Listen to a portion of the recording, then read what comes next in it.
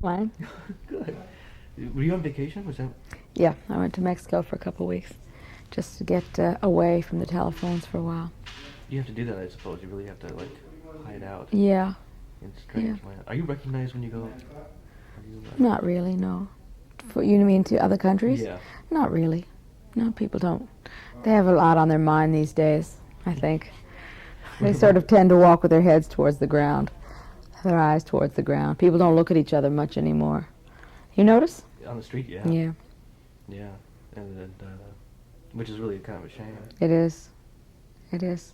You never know. I mean, maybe Mr. or Ms. Right, That's right. or Mr. and Ms. Wrong. Yeah, which is more fun, actually. Could be equally interesting. This has been like Bette Midler week, and I got Oh, you must be, really? What do you mean? You've had to look at all the old catalog and shit? well. It was real neat. It wasn't. Didn't have to do anything in a sense. But I saw Divine Madness, and I saw The Rose, and I read A View from Abroad this week. And, and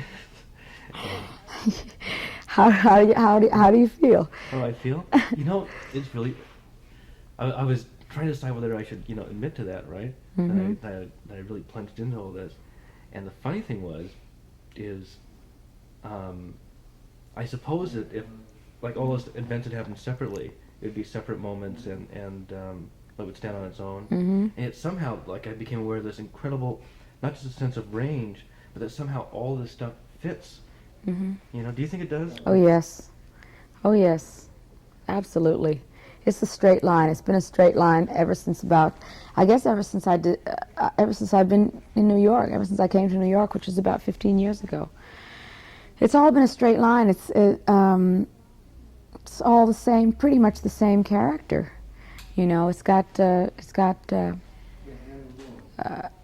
It's comedy and tragedy together, the drama and comedy together, and I've always been able to do it.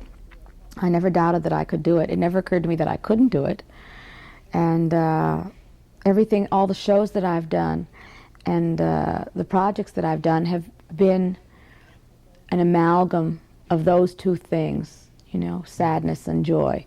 And that's why, even though it doesn't appear to be, it seems to be too eclectic for a lot of people. A lot of people think I like too many kinds of music, and that I should settle into music and just do one thing, just either sing the blues or sing, sing show tunes. They don't want you to do both. They don't like that, and I've never really been able to discipline myself in that way. I think I should, because I don't know. Last couple of years, I guess since I made The Rose, I've really gotten a Jones to do just that kind of music, just that kind of music. Even though yeah, straighter rock and roll with less frills, not so much, not so much characters, like Dolores Delago, my mermaid character, or my bag lady character. They were a lot of fun to do, but I think I've sort of outgrown them, and I'd like to stick to just the rock and roll thing. See if I can crack that, because I think I can. I feel like I'm just starting all over again, which is a great feeling, to have been at it for so long, and then all of a sudden to get like a new inspiration. It's like having a brand new thing, a brand new toy to play with. Well, in a sense, with Divine Madness being, as you said, a time capsule. Yes. You get to start over. That's right. That's right. The Divine Madness, the film of Divine Madness, was really probably the last time I do a show like that, until I'm, I wanted to say until I'm a little old Jewish lady, but I changed my mind. Till I need to make a real gigantic comeback, like in the grand show business tradition. But I'd like to settle into plain old rock and roll. I really would. It's really, I really kind of admire that range, Uh-huh. I mean, Well, I like it too. The problem with it is that there is no problem with it. I've just wanted to do, since I made The Rose, I got so excited over having that kind of a band and being able to go out on the road and do that kind of music and get that kind of feedback from a crowd. I got so excited by that I'd really like to have it happen to me all the time.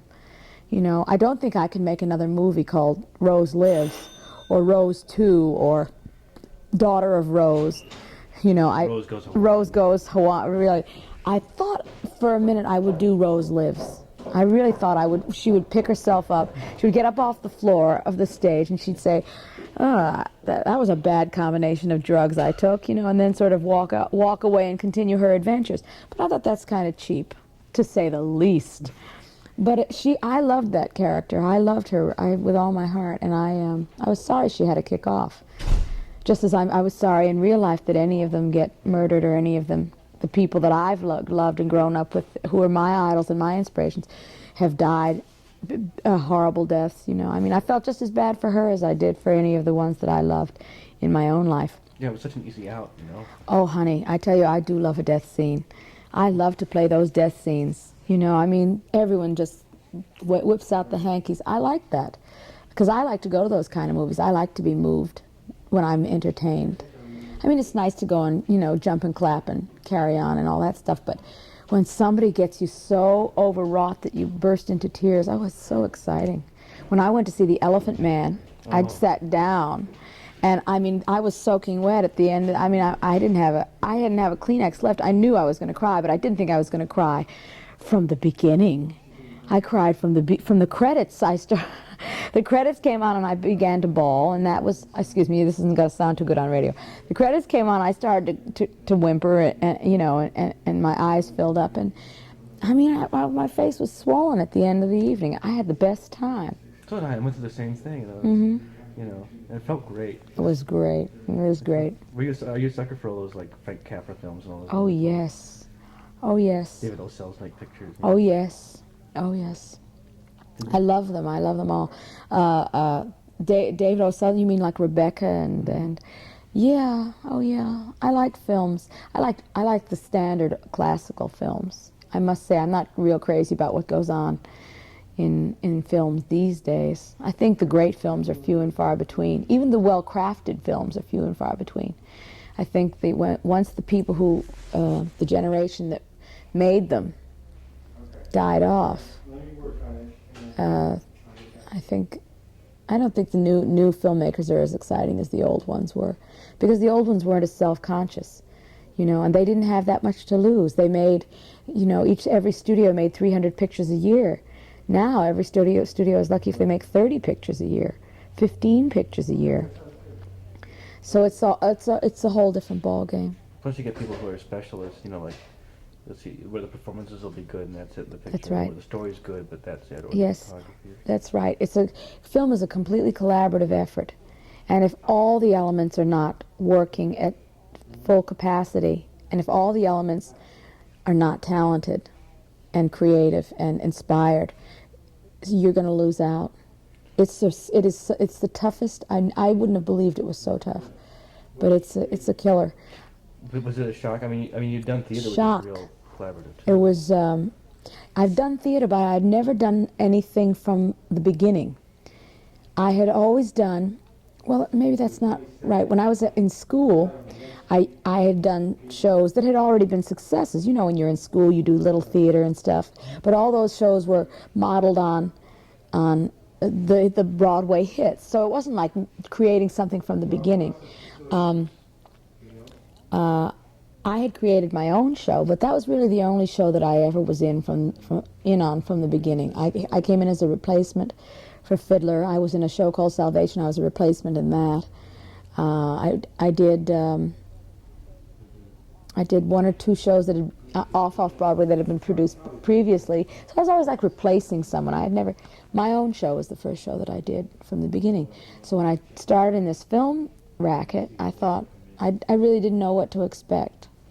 And since making The Rose and casting around for another property, you know, looking for another great character, you know, another full-blown life-size character, it's so hard. It's so hard. I can't tell you. That's actually why I made Divine Madness, because I couldn't find another one after The Rose. It's been 2 years now. I'm still looking. It's amazing. There's 10,000 writers in Hollywood and God knows how many producers, and it's hard to find movies, huh? It's very hard to find It's very hard to get all the elements working. Were you exposed to a lot of different kinds of music when you were growing up? Oh yes, I was. Was your house littered with records or that kind of thing? Not exactly. We had very few records, but I played them over and over and over again till I wore them out. It never occurred to me to buy a record. I mean, we were really poor. We were really poor. So if you wanted music, you would turn on the radio. And there was one station I grew up with called Kapoi Radio in Honolulu and Hawaii, and it was one of the very first and one of the very first really successful top 40 stations. This was early rock and roll, you know, the Coasters and like that. The guys that run Watermark. What? The guys that run Watermark, Is Tom that, Rounds. yes. Is Tom that them? Rounds is president of Watermark. Isn't that, you know, I know him. I know him. My best friend's father used to own that station, and I worked for him. I used to pass out leaflets for him. I didn't know he bought this thing. Tell him I said hello. Oh, I will. I think he might remember me. And Tom Moffat worked there, and Ron Jacobs worked there. Ron Jacobs and Tom Rounds started Watermark. That's what I hear from Ron Jacobs every now and again. He was a brilliant disc jockey. He was great. He was an inspiration. Once he locked Tom Moffat out of the control room and played Don't Be Cruel for 12 hours. I had never heard of anything like that. I mean, I was really just a baby, but it made a big impression on me. So I grew up with all that rock and roll music. And of course, I wanted to be an actress. You see, I mean, I thought music was great, but I thought that was really just entertainment. I thought really great art was in the theater, you know. Because I was so far away, I didn't have any idea what it was really going on. All I knew was what I read in the books. So I wanted to be a great actress, like Sarah Bernhardt, or I never saw Sarah Bernhardt act. Maybe she was a dreadful actress, but all they wrote about her was how brilliant she was and how everyone swooned in the aisles. So I thought I'll be a great actress. And I practiced, and I did as many shows as I could. And you know, when you're in the theater, you get drawn into not just straight drama, but if you're a singer, you know, they'll ask you to come join the chorus or to sing in the, you know, to take this part because they need a voice for, you know, for this role. And so I drifted into musicals very gradually. And this was in high school? This was in high school, yeah. I started when I was about 14. Yeah, it's funny because you always, you read about people who became famous singers or actresses who maybe weren't very popular in high school, but you were like the social. What? You were the social belle or something. I wasn't my first 2 years. I was pretty bland and boring. My first 2 years of high school. But I met a girl when I was in the 10th grade who was just the most wonderful creature that ever walked. She was funny, and she had a big mouth, and she was always talking at the top of her lungs and genuinely excited about being alive. And she just drew me into this web of activity. And she really made me see that there was more to life than just books, because I was just a bookworm before I met her. And she would drag me to the beer busts and make me go surfing on a surfboard. That's pretty silly to begin with. And she, in other words, she taught me to have fun. Yeah. And after I got the hang of it, I decided that that's what I would do. But the musicals, you know, some show music is very beautiful. Some of it's very beautiful. The melodies are very beautiful, and some of the lyrics are really very moving. I'm not saying that it's all great. Some people who are in rock and roll, their parents used to play show tunes to them, and they don't like to admit that they know anything about show music. But I don't think that's fair. I think music is music, and it's an expression of, you know, of the human condition. And I don't think much about commerciality. I think, is it a melody that knocks me out? Is it a melody that interests me?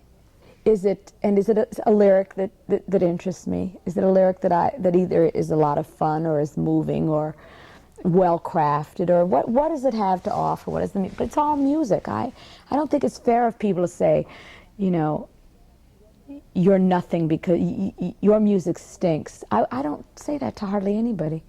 I like it. I think anyone who makes an effort or who has a dream or who's inspired should be listened to, and not dismissed. True. You know, the thing I always like about show music is its exuberance. Yes. You know, like I always waited for the showstopper when the whole cast is there and just, Right. Right. But, you know, There's a lot of it that's very, very serious music too. I mean, like when Jim Morrison sang "Moon of Alabama," nobody stopped to think that was a show song, but it was a show song. It was from a Bertolt Brecht and Kurt Weill musical. I think it's Happy End. And no, it's Mahogany. is it Mahogany? Well, it's one of them, and that's deadly music. I mean, that's real grim, bitter music. But people didn't know. First of all, nobody knew that it was from a show. They thought it was just something that he had, found. Most people didn't listen to much German music.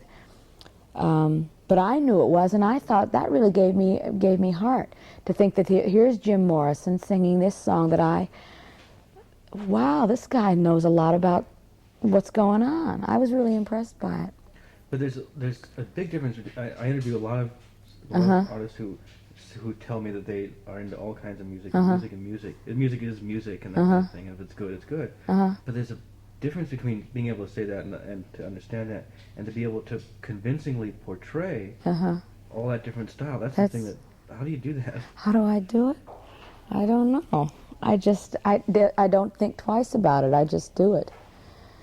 Are you a method singer in a way? I mean, if you're singing a blues or a good rock and roll song, are you? I guess you could say yes, I am. Yeah, I guess you could say I am. I think I sing some things better than others. Certain kinds of music better than other kinds of music. I have a real attachment to rhythm and blues, but people don't ever think of me as a rhythm and blues singer because I haven't made that many rhythm and blues. I haven't cut that many rhythm and blues sides, but I have a real affinity for it. I have my taste in what's good in rhythm and blues is really, really good. I don't sing just crappy rhythm and blues. I mean, I like to get great, because those songs are like country songs in a way. They're simple, and yet they're very much, their simplicity is why people love them. They tell a story and go right to the heart of the matter. They don't beat around the bush, and I like that because I'm kind of a straightforward person myself. On the other hand, there's a kind of thing that I can't sing at all, and that's funk. I can't sing funk. I sound like a fool singing funk. And you'd say that funk and rhythm and blues weren't so far apart, and yet they are. They're totally different. They're very far apart. I mean, they're both rooted in black music, but the emotional thing, there's no emotional thing, as far as I'm concerned, in funk music. Funk music is like just beat, is rhythm, mostly rhythm, and without the blues. You see, and if I haven't got the blues there, then I can't jump into the music. I have a real hard time. Because so much of what I've done is related in emotionalism, overwrought,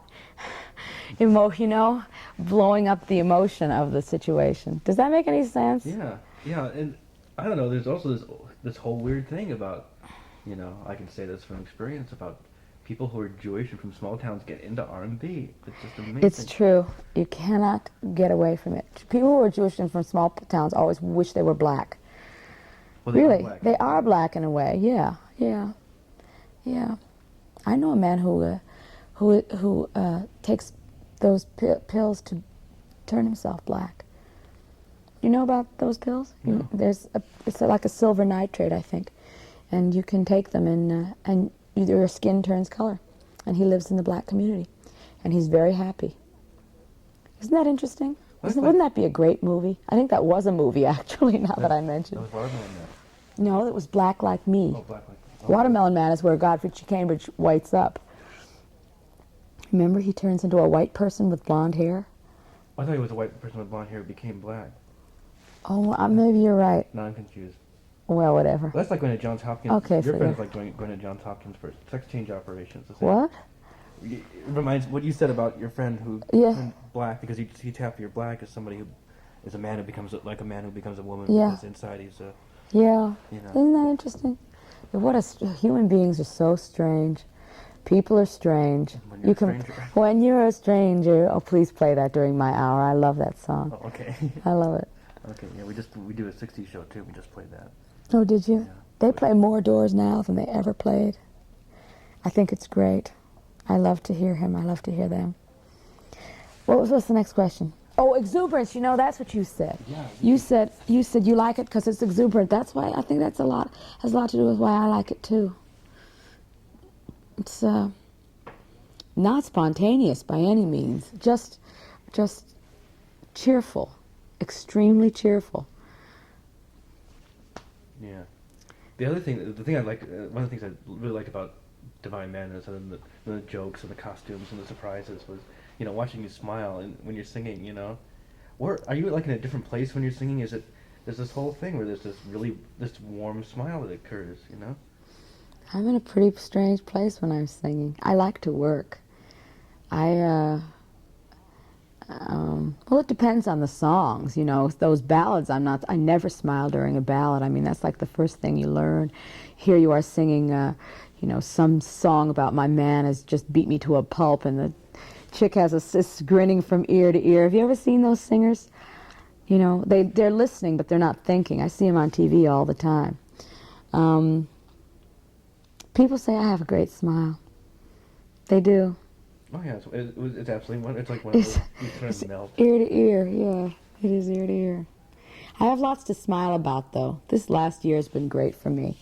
I mean, the thing with the rose was I guess a real breakthrough for me, because a lot of people, you lose credibility every 5 minutes, and when you're in a position like this, people are always watching you to see if you're going to slip up, and if you're telling the truth, and are you everything that you put yourself up as, everything that you pretend to be, and it's nerve-wracking. It's nerve-wracking, and I always wanted to be.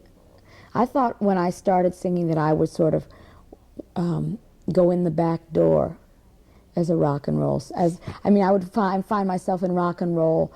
I wouldn't go in right away. I would sort of sneak in the back door, and that's pretty much what I've done.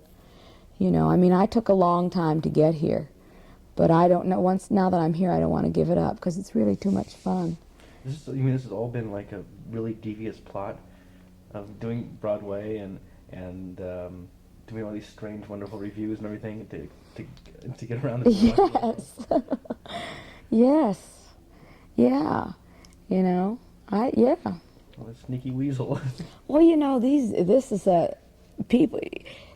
You never know what people are going to. I never really had the confidence to sing rock and roll. How can I never had the confidence.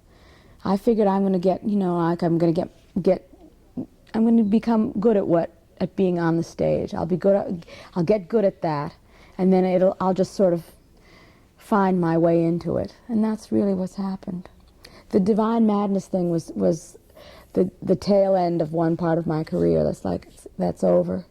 And as much as I loved it, now that it's been, now that I have it on film, now that it's there for whoever wants to see it in the coming generations, there's no reason for me to do it again. I can go and have some fun.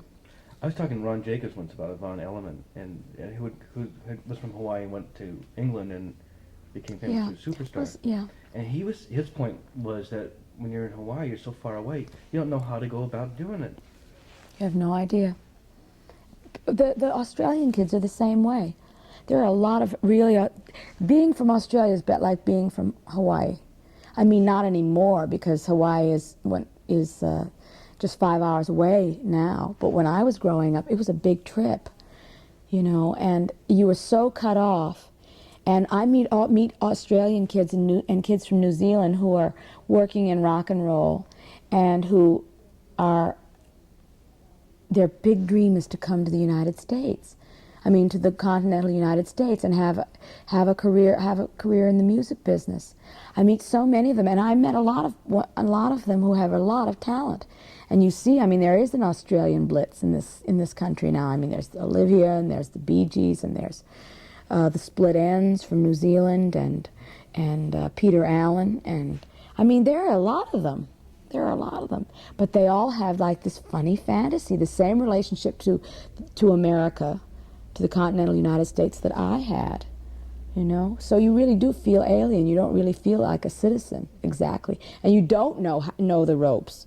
You just sort of feel your way around. Well, did you go to New York because you saw that in a movie? Did you figure you were supposed to go to New York? Well, I never, I think so. Yes, I think so. I saw it in a movie. And I used to read a lot of books about the theater. I never read books about movies. I wasn't interested in movies. I didn't pay attention to movies. I still don't pay attention to movies. That's something peculiar to wind up in them when you haven't been paying that much attention to them. Well, the best movies are the ones that are about the theater, all about Eve. Oh, yeah. Oh, I never missed any of those. I mean, that was like a steady diet for me for a long time. I never watched movies. I couldn't stand to watch movies about Hollywood. I still can't. I hate to see filmmakers, movie makers, making movies about what a great gig it is to be a movie maker and what wonderful people are in the film business. People in the film business are no more wonderful than in any other business. Never paid any attention to Hollywood, but watched the New York movies very closely. My mother and father were from New Jersey, and they used to talk about New Jersey as though it were the promised land, as though in New Jersey the grass was greener. I mean, here they were in paradise. In New Jersey, the grass was greener and the milk was sweeter, and and the people were nicer, and it's so peculiar because here they were in the most beautiful spot on earth, and they sort of didn't notice. I think it was probably because they were lonely, because they were very attached to their families, and they had no family. And in all the years that I lived there, I think one person made that long trip across the continental United States and then across the sea to Honolulu. I mean, that was a big, big trip in those days. And we only went once. I was there for 20 years, and we only went once to the mainland. And we only stayed for 2 weeks, and then we came home. So the only thing I remember about it is that I saw Howdy Doody on television. There was this thing called a television that someone had, and everyone was sitting around it laughing at this dummy.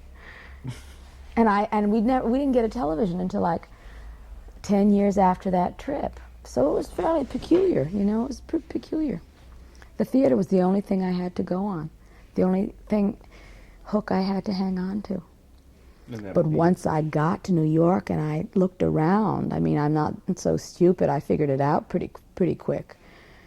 I mean, I got there in '65 and I looked around and I see all these girls in Courrèges boots and mini skirts and stringy hair, and I said, what's this? Quick, I went out and I bought myself a pair of Courrèges boots. Quick, I bought myself a pair of hip huggers, and a wig, a little wiglet. And I looked around and I started hearing these strange sounds from downtown. The Night Owl. There was this band called the Loving Spoonful at the Night Owl, but it was said that Bob Dylan walked the streets. There was a band called Jimi Hendrix at this club called the Downtown, and the Rascals were playing on 8th Street. And I was only 19, and I said, what's this? It was like a whole new world. A whole new world. I mean, I still stayed in the theater. I went out and got myself a job in the theater, but after work, when you really wanted to know what was going on, the town was jumping in those days. I mean, how old are you? 35. Born in 45. Oh, what a good year. I loved it. I loved it. And I got this job in the theater, and I couldn't get another job. I couldn't get arrested. Fortunately, all those rock and roll shows started in the theater at that time. There was Hair, there was Rock Hamlet, which was a big bomb. There was Salvation, and all these sort of rip-offs of Hair. But it seemed that suddenly microphones, you could stand up with a microphone and sing on the stage. And that was when I decided that there was a way to do both, to have a musical career and a sort of a theatrical career too. I just sort of merged them both. You in A View from Abroad, you talked about, you quoted the line about Oscar Wilde and the Mass, the development of Mass. Mm-hmm. Which I thought was a great line. What was it exactly? Well, it's around here somewhere. The Mask. What's underneath the mask is not as important as the mask that you choose to wear. That's a real indication of your imagination and your spirit. He was completely demented. What did he know? He died a horrible death. Oh, I know. Yeah, I know his story. Alone in France and everything. But did you start develop? Obviously, you must have started developing those masks in around that time in New York. Actually, no. I would say that had all been that had all had its roots or its beginning. All that mask business had its beginning in when I was a kid, in having to be accepted. You know, I was this is an old story. I mean, I've told it a million times, and people must be leaping out of windows at the thought that they'll have to hear it again. But when I was a kid, I was our family was the only white family in our neighborhood. And we were sort of ostracized for a long time, and my mom didn't get along particularly with our neighbors, you know, and so I had to become acceptable. I had to be funny, and I had to be not too smart so nobody felt threatened, and mostly I had to be entertaining and stay out of the way of the bullies, you know, and so I developed these shells, these masks, these little other personalities to hide behind, so that I wouldn't get the crap beaten out of me, you know, and so that I could survive. And I just sort of I've always been that way. It's hard to know who the real person is. Sometimes I feel like Peter Sellers, you know, when Peter Sellers died, he said all those articles that they wrote that were really kind of sad about how there wasn't anybody home. There was nobody home. I feel that way a lot. But I don't think it's a bad thing. I don't think it's a bad thing. I enjoy making up the masks to go over the emptiness. I enjoy that. It stirs my imagination, and that I find it takes my. I don't worry about anything when I make those people up. I have fun. That's really the most fun I have. I don't ride the rapids, and I don't go dancing, and I don't go skating. I just have these silly things that I do in my head. Am I making any sense? Yeah, totally. To me, I mean, I can sort of identify. You know, it's a creative. It's like writing or something. It's like writing, exactly. That's why I like that book so much. I've always read. I've always liked to read. I've actually gotten to a point where I can tell a good writer from a bad writer. I went to college for 1 year. I was this dreadful student. I flunked PE. I flunked chemistry. I just flunked out. I didn't have any idea what was going on. Sometimes I think that kids shouldn't be allowed to go to college after high school. They should have to kick around the world a little bit and then go to college, because that when you're older is when you appreciate all that knowledge. You can appreciate what it is that people are trying to teach you about writing, about art, about painting, about anything. I don't think kids can appreciate it. I think 21 is very, very young these days. When I meet 21-year-olds, please don't put this in. When I meet 21-year-olds, I feel like I'm meeting children. And I don't think that's because I'm this old. I think it's because I'm pretty young for my own age. I think our generation is like a generation of stunted kids. I feel like this generation refuses to grow up. Never will grow up. Never This will. generation cannot be. We can't be adults. And yet the generations in back of us are even younger than us. I mean, even younger in attitude and temperament than we are. What's to become of us? I mean, who are we going to pick for president? Who is our generation going to pick for president? Sorry, I'm not running. Really? Well, now that's my next state. That's what I'd like to get to next. That's my next subject. I'd like to get to a point where I could run. I wouldn't know the first. That's too much trouble. What were we saying? What were we talking about? I You did forget. say that kids were 20. Oh, I know. It had to do with education and with being able to tell a good writer from a bad writer. Well, And I the got to master it. like writing. I mean, I've always written. I've always written. Not written. I've always read. I never wrote. I've always read. I've written, jokes, and I've written lines for my own show, but I've never actually sat down and written something that was going to be published. And I've had a real admiration for people who could. So when this thing came up, when they asked me if I wanted to do it, I was pretty knock-kneed about it. I mean, I was pretty scared, but I said I would do it. And it turned out great. It turned out great. This is not the point I was trying to make at all. The point was about I actually learned to tell a good writer from a bad writer on my own, without going to college. You know what I'm I was saying? going through your library, you know. Yeah. Well, half of that's Richard Chamberlain's, but mine is around here somewhere.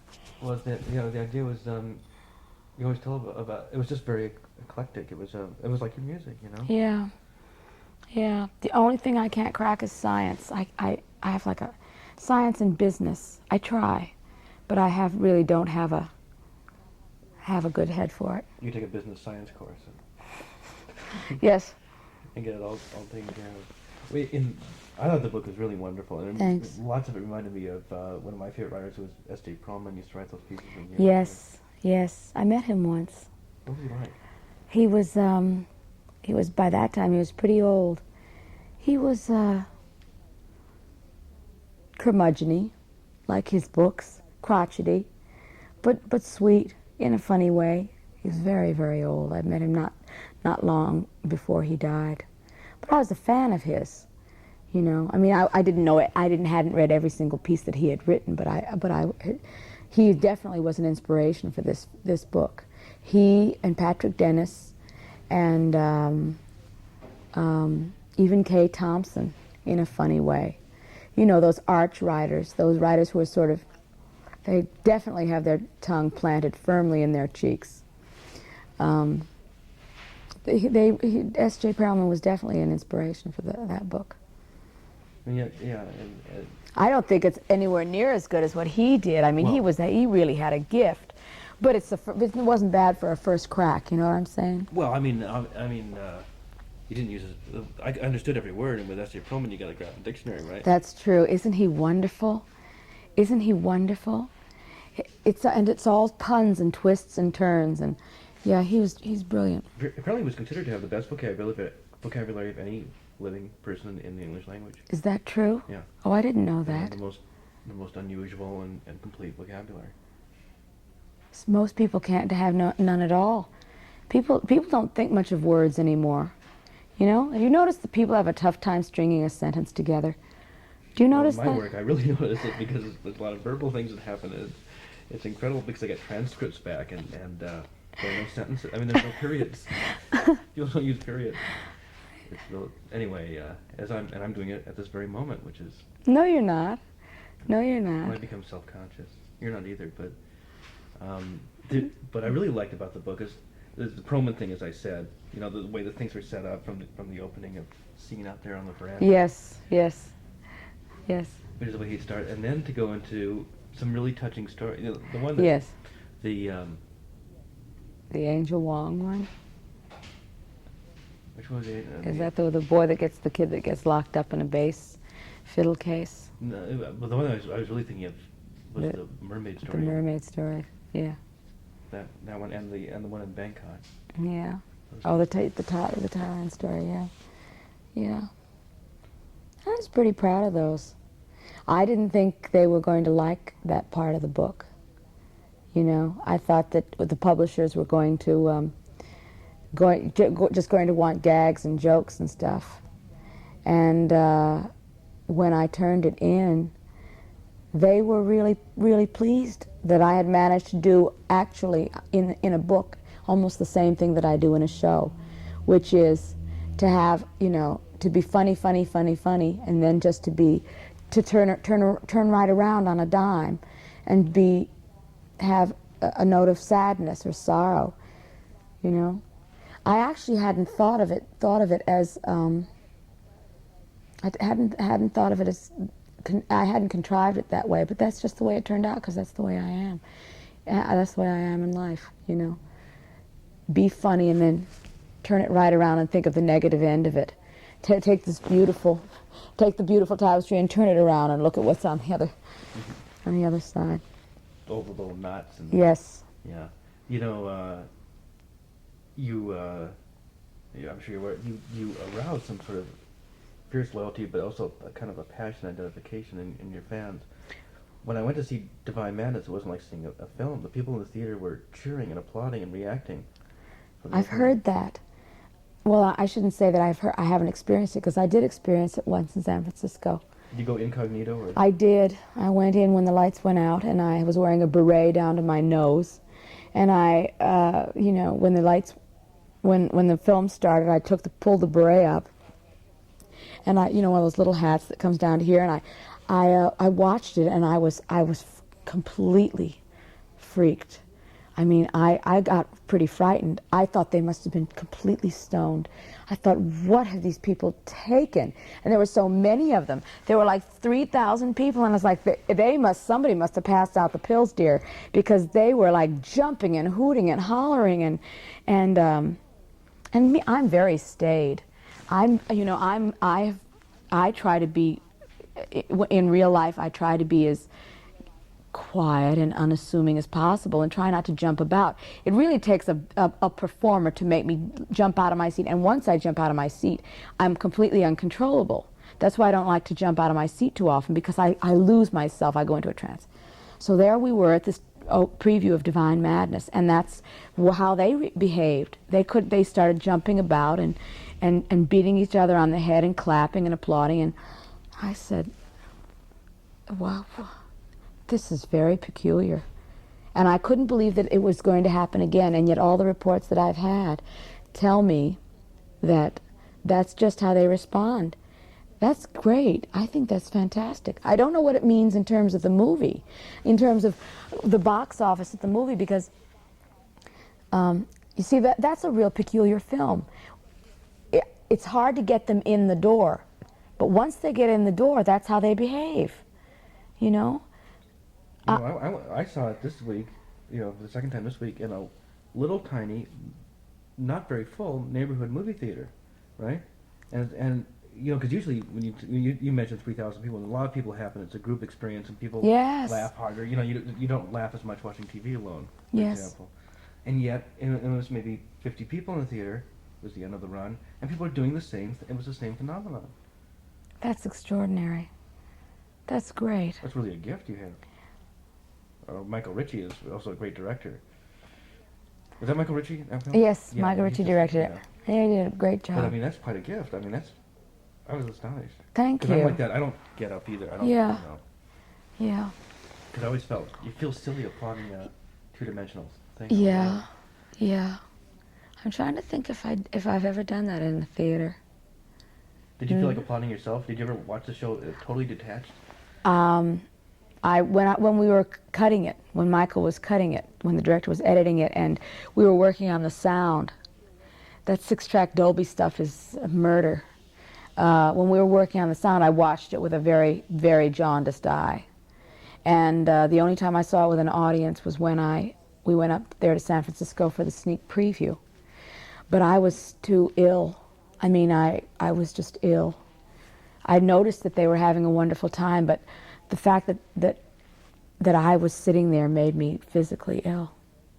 I couldn't wait to get out of there. I don't like to watch myself with a crowd.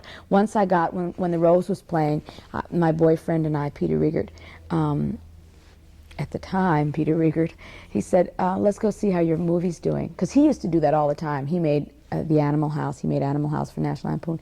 And he made that Joan Silver movie, I forget the name of it. Not One from the Heart. What's that film? I forget it. Anyway, he would always go to see how the crowd was loving his movie. So he said, "Let's go to Westwood and see how they like your movie." So we got in the door, and we got up to the door that leads into the audience, into the.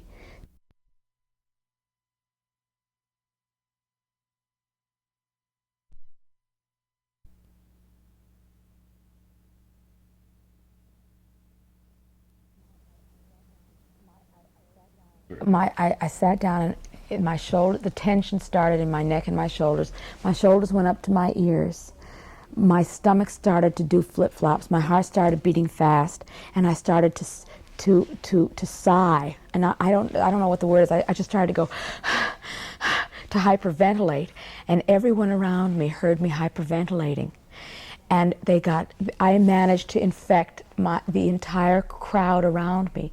Everyone for 5 rows around me became so nervous and turning around, wondering who it was that was making all this racket in the back with the hyperventilating, just about to pass out, and it was me. I managed to ruin the film for everyone around me. And when it was finally over, I ran out of the theater. I mean, it's a nice movie. I really like it. I'm proud of it, and I'm proud of the soundtrack, and I had a wonderful experience making it. It's just that I couldn't watch it with people around me. It just made me so nervous. Really, you one of these days you'll get the experience. You'll do it yourself, and you'll see, or maybe you won't. Oh, that's happened.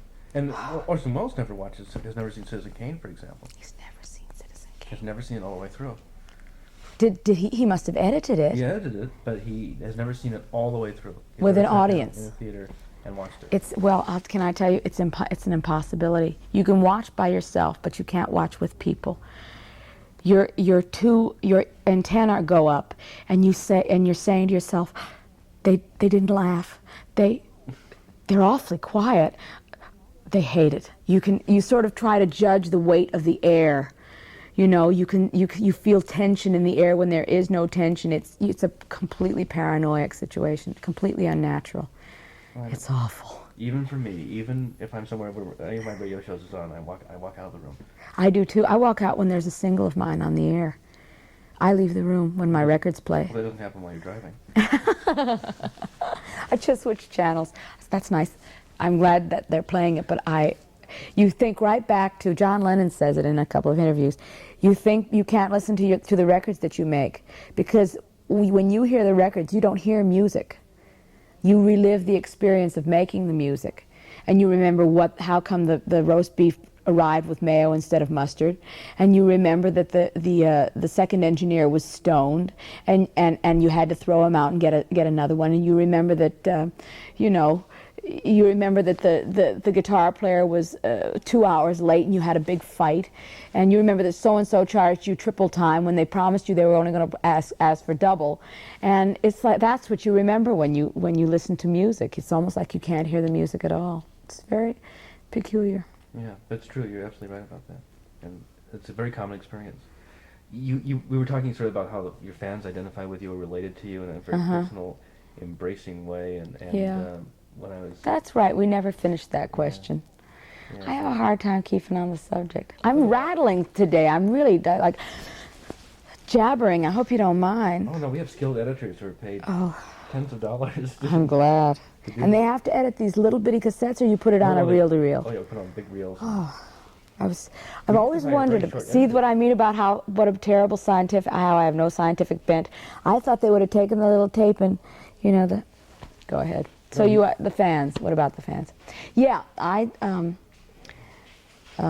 they like me because they see, because I'm accessible, I think.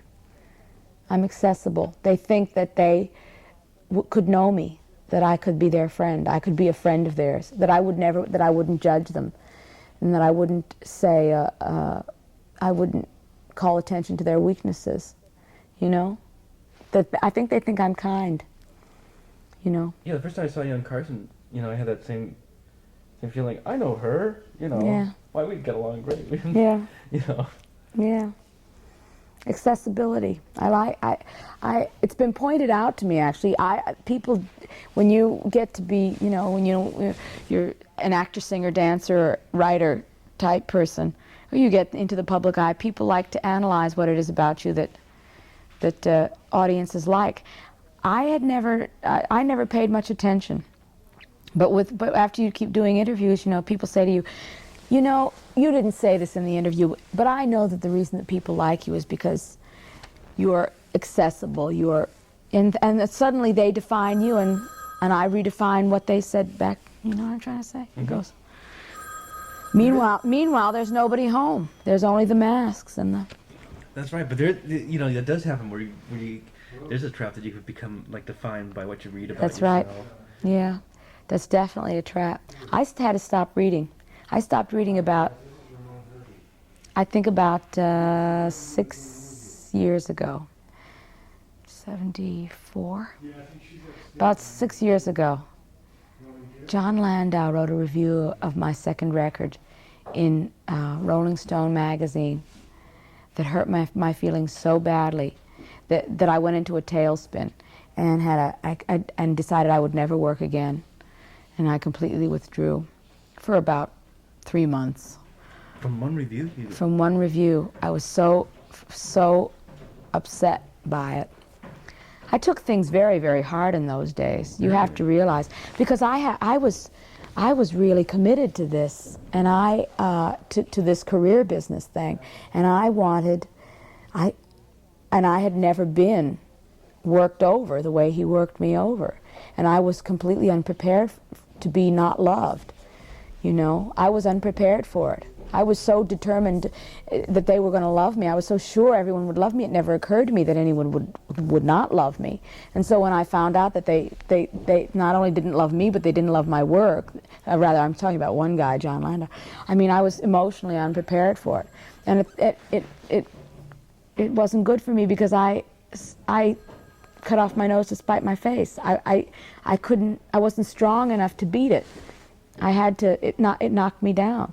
And so I decided, well, if they're going to keep writing, then they can write whatever they want, but I have the choice. I don't have to read it. I would rather keep doing my work and getting a certain amount of joy from my work, and keep going on, and making creating my own happiness. And if I read what they feel about me, then I'm going to stop. And I don't want to stop, because that's the most fun that I have, is that creativity. I don't read any of it at all anymore, and nobody lets me. They take things out of my hands. You know, they paraphrase reviews. You know, I don't read the bad ones, but I also don't read the good ones. I think that's the smartest thing I probably ever did in my life. You know, if you read the good ones, you're completely puffed up and you start believing your own press. If you read the bad ones, you're so deflated that you think, you know, your self-esteem falls to an abysmal level. So either way, you're completely out to lunch. The only way to maintain any kind of sanity is to do as well as you can, to please yourself first, you know, to hope that the public will understand what it was that you're trying to do, and keep going. Keep going. Try to maintain and be sensible and enjoy it. Yeah, because people fall into. I know what you mean. Because people fall into such a trap where they're defined by the media, and then yes, and then the media defines. When I do, I don't read the interviews when they come out, but a lot of times people will say back to you. You know, I was talking about. They will define you to you and ask you, what do you think of that? And a lot of times you have to say, I never say, oh, that's bullshit. I'm invariably polite. I never say, oh, that's a pile of crap. I don't say that. You think so? And then that settles into your head, and you think, yeah, I'll remember that for the next interview. And the next guy comes to you and says, what do you think why do you think they like you? Do you remember what the last guy said to you, why they like you? Oh, the reason and you're really not sure why they like you. I think they like me because I sing great sometimes, and I have a real good sense of humor, and I don't take myself seriously. You know, I think that's the real thing. I think this accessible stuff is great, but the real reason is because I don't take myself seriously, and they know it. And that makes them comfortable. That makes them comfortable. I think there's nothing more off-putting to the public than a performer that really thinks their shit doesn't stink, you know, who really takes themselves seriously. I gotta have that balance. Yeah, you really do. Yeah, that lack of self-consciousness. But I think that people also may feel that you may basically be kind of an approachable person. Let me tell you a story. Go ahead. I forgot to bring it. I should give it to Ramon. There's this show we do called American Top 40 with Casey Kasem. And it's heard around the world. And they have a feature called Long Distance Dedication, where a listener will write a letter in to dedicate a song to somebody they were in love with, or an old boyfriend or girl, whatever it is, right? And one came from Holland, and a fellow was told a story about how he met this woman standing on a bridge in Holland, and he just turned to her and says, or she turned to him and said, "Nice day," or something. Just two people on a bridge in the middle of Holland, and he said yes, and they had this little talk and walked in the afternoon. He had no idea who this person was, and some people gave him, a friend of his said, "I have 2 tickets for a concert tonight, let's go." And they go to the show, and the person on the bridge was you. And so he wanted a song played, and he said he waved, and you waved back or something. And that there was some sort of... That's interesting. That sounds right. Do you remember anything like that? Yes, as a matter of fact, I do. Isn't that interesting? Did he dedicate a song to me? Yeah. What song? It was by the Isley Brothers called Special Lady. Was it Special Oh, Lady? that's lovely. That's lovely. He didn't happen to say where the bridge was, did he? He didn't happen to say it was in the red light district of Amsterdam, did he? Well, Which is the only time I ever got out in Amsterdam. Oh, they like me over there. They're wonderful. Have you ever been there? No, I've never been. Oh, they're wonderful. They're wonderful. You've never maybe been? It was in The Hague or something, maybe. No, it wasn't in The Hague. It wasn't in The Hague. You remember this at all? I remember stopping and chatting with somebody in Amsterdam, in the middle of the red light district, but I didn't get out in The Hague. I didn't get out. I didn't get out at all. I went right from there to the show, and we did a taping that night too. So I remember I didn't. It's funny how what you do on those road trips. You don't get to see much of anything. I mean, you can barely get any flavor of any country. The most you see is on the way to the airport, and then on the way back from the hotel, going to the hotel and going back to the airport from the hotel. You don't really get much flavor. I remember going on a world tour with the group Chicago in '71. Did you? Yeah, it was the same. Your book had it down, especially the road crazies at the end. By the time you got to Australia, and we wound up in Hawaii on our trip, but it was the same.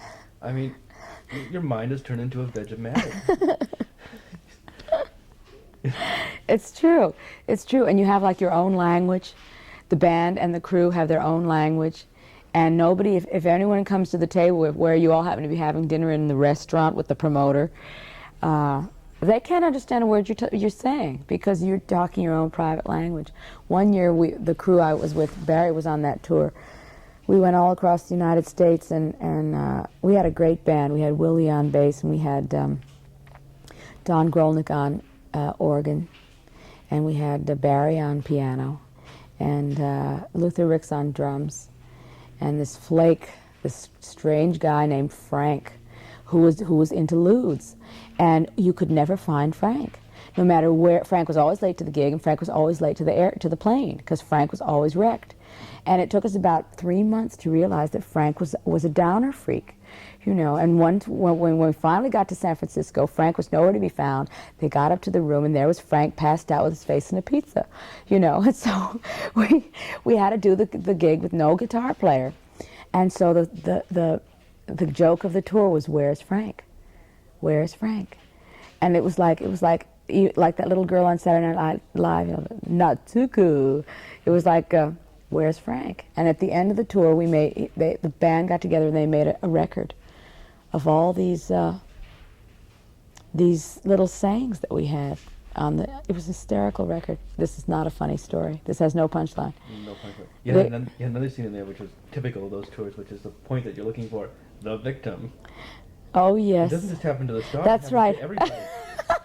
The punching bag. Get the bag. Yes. Oh, yes. It does happen to everyone. Doesn't it? You have to. Everyone needs someone to blame. Yep. It's that tension. It's that mounting tension, and you can't. The only way you can release it is just to blow off steam, and to find someone is like, it's really, since I left Aaron, I don't have anybody to do that with anymore. I really miss that aspect of my life with him. Do you manage yourself and do all that? Yes, I do. That's really interesting. You think so? Is it? You think it's interesting? To me, and so I'm wondering if that was like a. I gotta go to Oh, okay. That's all right. 5 more minutes. 10 more minutes. If I smoke a cigarette. What? Is it okay if I smoke a cigarette? Oh yes. Would you give me one? Oh, yeah. Would you like some more Perrier? Oh, no, that's fine. Oh, good. It doesn't have a filter. Is that okay? Oh, sure. What do I care? You smoke Luckies? Oh, these are Camels. Oh, Camels. Oh. God, how butch. Which end do you like? This like this, right? Oh, I like the one that doesn't go in my mouth. Is that this one? It can be. I thought you were supposed to like the paper part. Used to call that packing. When I was a kid, you had to smoke Cools. Cools. If you smoked Cools, that was it. You were it. You were tough, and nobody dared come round. Unfortunately, Cools used to make me pass out. You know, I could like smoke I have 2 puffs, and then I'm out on the factory floor. I remember getting nauseous and throwing up and all that, and saying, "Boy, this is really great." Where's doesn't happen anymore. Nope. Well, not with cigarettes anyway. With other things. So you make your own decisions. You get to make all your own. I get to make all my decisions, and it's not a lot of laughs. It's not. It's pretty scary. Yeah, it's pretty scary not having a sounding board, not having anyone to you talk it over with. But that's what I'm looking for someone. I'm looking for some help. I'm sure it'll come along. The only reason I haven't gone with anybody yet is because I haven't really found, exactly what I'm looking for. I think a good collaborator kind of thing. Yeah. It'll come. Yeah. Just have to wait, not freak out, which is hard, It didn't used to be so hard when all you had to do was worry about getting the band to the club and collecting the money, and going home and rehearsing. That was no problem. But when you have, should you do a movie, or should you make a record, and which single should you put out, and and who's going to do the lights after the last guy did the lights and he was so great and he doesn't want to work for you anymore, and that kind of thing. So it's a lot of that. It's hard. Yeah, but you've been really fortunate. I guess you're a magnet in the sense of the way you can attract some really good people, really good musicians. My magnet is called money. I pay them. You don't get them for nothing. Well, I know that, but I'd like to get a band that was just my band. I'd like to get a group of guys that were not necessarily studio players, because when you get studio players, you get they're good players, but they expect a lot more, and they're not as eager. They don't want to work that many the long hours that I want to work, because it's not their gig, Whereas if it was a band that I had, a band of my own, where we shared in the profits or the royalties or whatever, and I think it would be a lot different. That's what I'd like to do next. That's what I'd like to.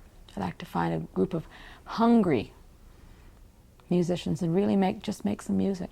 Do you think Rose it's helping to give you acceptance as a rock and roll singer? In some places, yes. In some places. Because that's really a tough. I mean, the AOR radio people and all those—they're real snobs. You do find that they're pretty tough cookies. Yeah, some of them have accepted me. I wouldn't say that it was a complete across-the-board acceptance.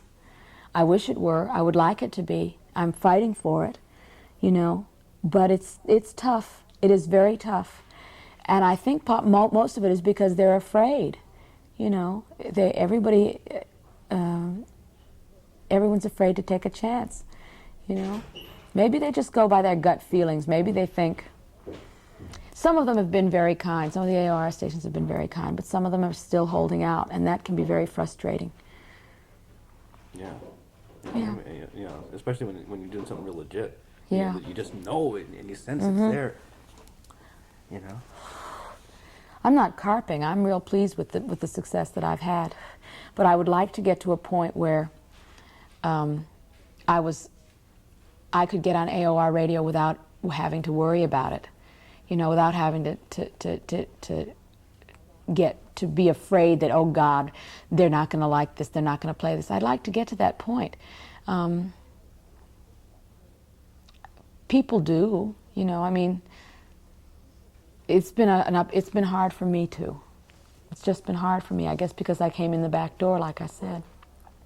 But I'll get there. I will. I know I will. You know, people who've become very successful at what they've started out to do, and successful not just in terms of money, but in terms of succeeding at their goal, right? You know, are not surprised at all, and it's all destiny and fate, and you know, they've been able to take it in their stride in a sense. You know, they really knew it, you know, and they've always felt guided by some mystical. Mysterious. Are you one of those people? Unfortunately, I am. I am. Well, I don't know if I should say unfortunately. I don't think I should qualify it like that. Yes, I am one of those people. I think it came from, I think part of that destiny thing is ignorance. Not really knowing what you're up against, what the competition is and what you have to go through in order to get to what your goal. I can say for myself that I believed, it never occurred to me that I would fail. Now that I have gotten to where I am, you know, to this position, I find myself looking back and saying, how in the hell did I get here? How did this happen? I mean, I know while I was going through it, I was completely, you know, I knew I was destined and all this, but now that I'm here, I'm in shock. I am.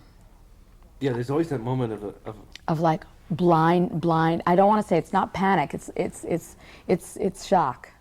I remember once when I was a kid, I was really interested in politics and everything. I followed political figures, and I wound up at a dinner in Washington D.C. and Ralph Nader was there, and Senator Fulbright was there, and this is not like super big time. It was kind of nifty. It was like 10 years ago. I like, you know, after the '60s and radical, being a hippie freak. Yeah. And I come from Tacoma, Washington. It's not exactly a metropolis. The feeling was, what am I doing here? Yes. You know? But you know, I'll bet Ralph Nader's saying the same thing. What am I doing here? I know Ronald Reagan is saying, what am I doing here? Because I'm saying, what is he doing here?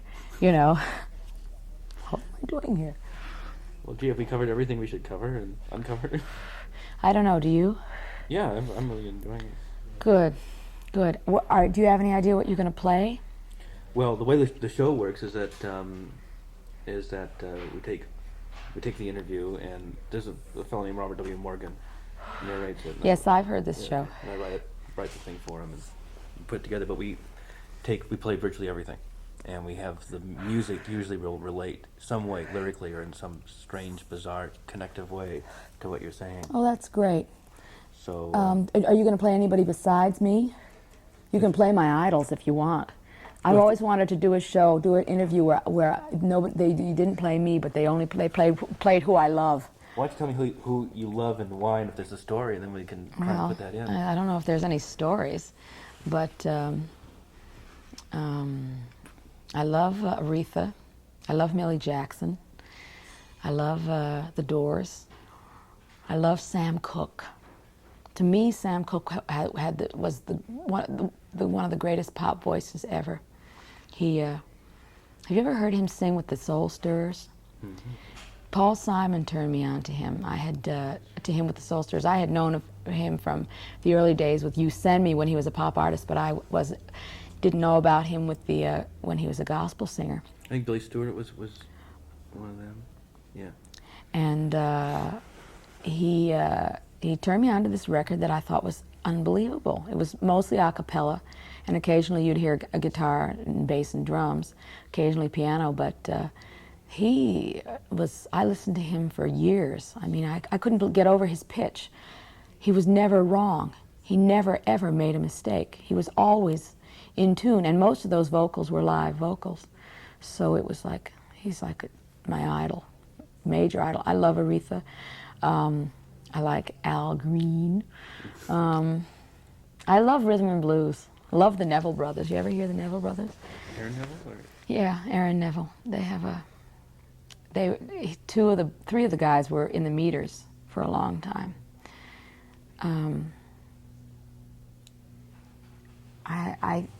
They didn't have a contract for a long time, and I did a couple things. We all got real excited over them, and now they have a contract, and that's nice. I was real happy that they finally got a contract because they were brilliant. And they didn't have a contract. They made a record for Capitol, and they didn't sell that many units, and they didn't pick up the option, so they were without a label. And we met and we talked, and I recorded a song that they wrote called Cradle Days, which I think is one of the best things I ever cut. And I loved them so much. And that when I found out that they didn't have a label, I had never done this for anybody. And I always dreamed that I would be in a position where I could. I called people and I said, you know, the Neville brothers, who are just brilliant, don't have a deal. And I made an effort, and some friends of mine made an effort, and now they're going to go with A&M. And I think that's a real big thrill for me. Oh, wonderful. Isn't that nice? Let me ask one final thing. I was reading this interview with Walter Becker of Steely Dan. He was saying that for him his life totally changed. He remembers when his life changed, and he said it was when I got the news, which for him was jazz. Do you remember when you got the news? Do I remember when I got the news? Yeah. You mean when I got the idea? I guess the news was, for him the news was he heard jazz, he knew that was it. Do I remember when I got the news? Yeah. Yes, I do.